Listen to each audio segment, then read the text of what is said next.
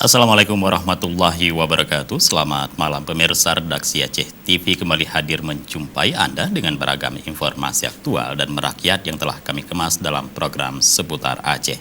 Edisi lembaran kerja hari ini Rabu 1 Juli 2020 bersama saya Jufri Rizal. Inilah laporan selengkapnya.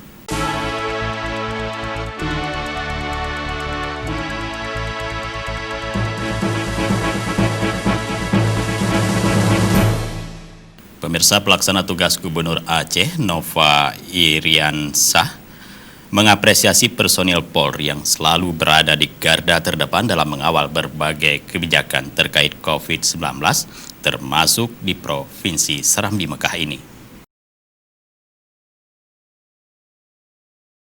Pemerintah Aceh memberikan ucapan Selamat Hari Bayangkara ke-74 Rabu 1 Juli 2020.